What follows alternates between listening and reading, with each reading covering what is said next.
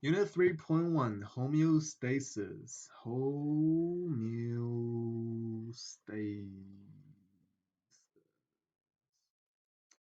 By writing. Okay. Homeostasis. Well, there are four types of homeostasis, well, parts of homeostasis that we need to know in year 12 biology. They are body temperature, water availability, blood glucose level, and carbon dioxide concentration. And these are the four factors that our body works to regulate at all time. Now, first we need to know about the definition of homeostasis. Homeostasis is the maintenance of a stable internal environment through various processes in order to support enzyme activity that allows cell to carry out life processes. The keyword here is enzyme. Enzyme.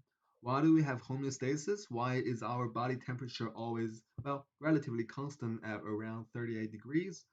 The reason for doing that is because many of our enzymes in the body have a optimum temperature of around 38 degrees. That means they work most efficiently at 38 degrees.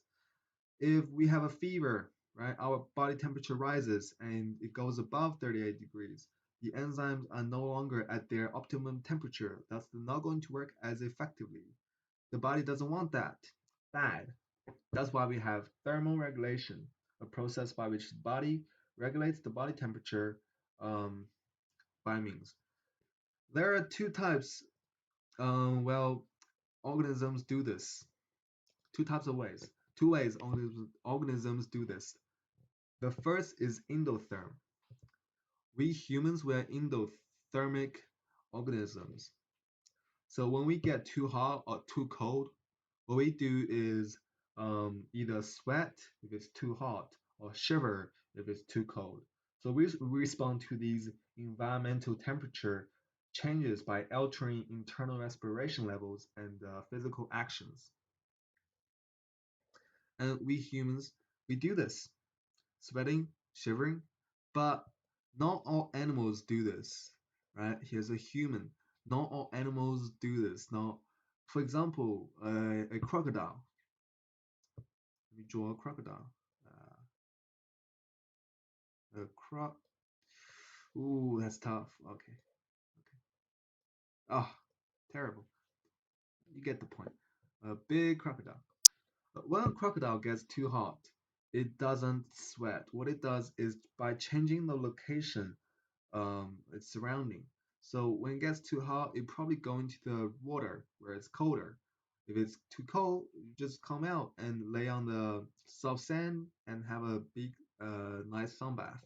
That's how it raises its temperature, and we call these animals ectothermic. The next one is osmoregulation. Osmo means water related. Osmoregulation is the regulation of water. For this one, we only need to know the definition of a few terms. First one is osmolarity. Osmolarity is the concentration of solute in a solution. Well, let's explain this with sugar water. When we mix some sugar with water, the solute would be the sugar because it's getting dissolved in the water, and we call the water the solvent. You see the point. If there's more osmolarity, there is more solute, which means there is less water. So what happens when we are sweating and losing all that water? When our body is thirsty and we want to drink water, that means we have a high osmolarity and low water level. But on the opposite, when we drink like 5 liters of water at once and we have too much water, our body wants to get rid of it. That's when we have a low osmolarity and too much water. All right, that's oh, the next one is carbon dioxide levels. For this one, we only need to know one fact is that carbon dioxide is acidic. That means the more carbon dioxide there is in our body, the more acidic our body is, and vice versa. You get the point. The next one is a process called a stimulus response model. Now this is a a flow chart that has 5 components. So we start by drawing 5 boxes or 5 circles representing the components in this flow chart. And the first circle in this case represents the stimulus. So this could be an external stimulus, an internal stimulus, whatever. For example, we see a snake, right? Snake just in the middle of the road. It's just chilling there, but it sees you and it's coming at you. It's going to bite you. That's the stimulus. The second component is the receptor. This is the cell or organ that detects the stimulus. In this case, it could be the eye, right? You see the snake. The eye sees the snake. And when the eye sees it, it sends a message to the coordinator. In this case, it's a brain. Your brain. This brain. All right. It sends a message to the brain through the sensory neuron. And the brain processes this message, right?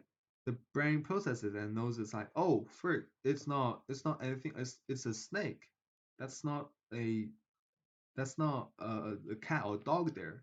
It's a snake, and it makes a decision. Once it processes the message and makes that decision, it transmits that message to the effector through the motor neuron. So that's the sensory neuron, that's the motor neuron. And the effector in this case will be the muscles in your leg. Once you see a snake, you should decide to run. And the muscles in your leg tense and relax in a certain way to make you take out the first step and take off and run away from the snake. And that leads us to the response, which is running away from the snake. Run, snake, not the snake. Well, if you're a snake charmer, you probably just play music at the snake and charm it.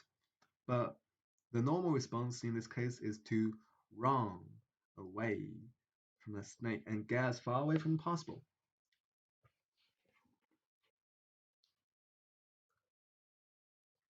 The next thing we need to know is your body's response to extreme temperatures. So when the temperature around you is when the body temperature is too high, when it's too hot, and compared to when it's too cold, we use blue to represent cold. All right. When it's too hot, your body has performs 2 kinds of actions. There is voluntary and involuntary. So voluntary and involuntary. Voluntary ones include drinking. Drinking cools your body temperature. Or find shade, right? Or take off clothes, take off a jacket you're wearing. But involuntary includes sweating. You can't control sweating. You can't just sweat less if you want to. That's one involuntary. That's pretty self-explanatory.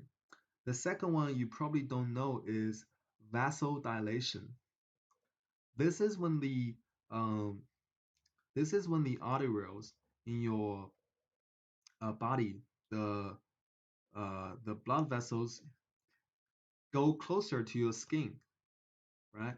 They go closer to your skin so the heat can be lost to the air more easily. Now, on the opposite, when it's too cold, what do? You put on a jacket, you turn on the AC, you come indoor and chill on your couch. That's how you get. That's how you react when it's too cold. And the involuntary ones include shiver, right? You shiver. You can't control shivering. And goosebumps. And the third one is vasoconstriction. This is the opposite of vasodilation. Vasoconstriction is the pro is the is when your blood vessels they go away from the skin, so heat isn't lost through to the air as easy. So you're conserving all that heat to yourself. And that's all we need to know for 3.1. Homeostasis.